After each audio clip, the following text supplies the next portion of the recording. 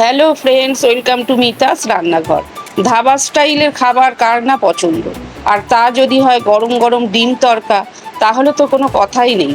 আজ আপনাদের দেখাবো একদম সহজ পদ্ধতিতে ঘরোয়া উপকরণে তৈরি দারুণ সুস্বাদু এগ তড়কা রেসিপি। ভিডিওটি শেষ পর্যন্ত দেখুন, আর ভালো লাগলে চ্যানেলটি সাবস্ক্রাইব করতে ভুলবেন না। চলুন শুরু করা যাক। বন্ধুরা, রান্নার শুরুতে এখানে আমি তড়কা ডালটা খুব ভালো করে ধুয়ে নিয়েছিলাম। তারপর সেটাকে 4 থেকে 5 ঘন্টার জন্য জলে ভিজিয়ে রেখেছি।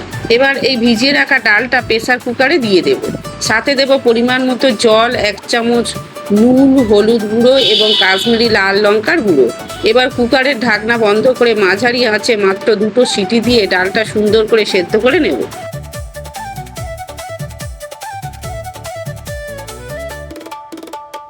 এবার কড়াইতে 2 চামচ সর্ষের তেল দিয়ে ভালো করে গরম করে নেব। তেল গরম হলেই এর মধ্যে দিয়ে দিচ্ছি আগে থেকে ফাটিয়ে রাখা 2টো ডিম। এবার গ্যাসের আঁচটা মাঝারি রেখে অনবরত নেড়েচেড়ে ডিমটার একটা সুন্দর ভুর্জি তৈরি করে নেব। খুব বেশি কড়া করে ভাজবো না, একটু নরম থাকতেই ডিমের ভুর্জিটা নামিয়ে একটা পাত্রে তুলে রাখবো।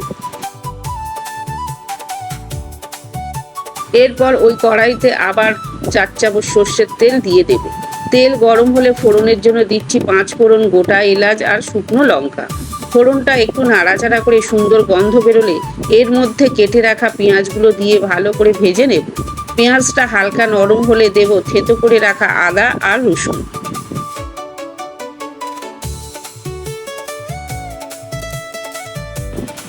এরপর টমেটো কুচি দিয়ে আবারও ভালো করে কষিয়ে নেব।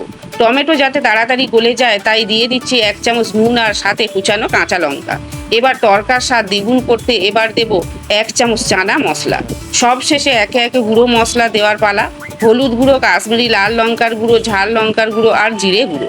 এবার সামান্য জল দিয়ে সব মশলা খুব ভালো করে একসাথে কষাতে থাকবো।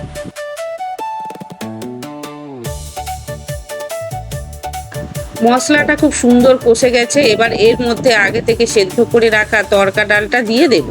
ডালটা মশলার সাথে একটু মিশিয়ে নিয়ে এর মধ্যে দিয়ে দেব পরিমাণ মতো জল। এবার ডালের টেক্সচারটা একদম ধাবার মতো করার জন্য খুন্তি বা হাতা দিয়ে ডালগুলোকে হালকাভাবে ম্যাশ বা ঘেঁটে দিতে হবে। এতে তড়কাটা বেশ মাখো মাখো হবে। এরপর এটাকে ঢাকা দিয়ে মাঝারি আঁচে 2 থেকে 3 মিনিট রান্না হতে দেব। মিনিট 3 পর ঢাকনা খুলে আগে থেকে ভেজে রাখা ডিমের ভুর্জিটা এর মধ্যে দিয়ে দেব।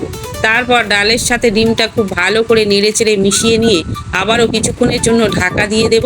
এবার ঢাকনা খুলে একটু নাড়াচাড়া করে নিলেই তৈরি আমাদের গরম গরম ডিম তড়কা। আপনারা চাইলে নামানোর আগে উপর থেকে একটু ঘি বা বাটার ছড়িয়ে দিতে পারেন, ধনেপাতাও দিতে পারেন, এতে স্বাদ আরও ভালো হবে।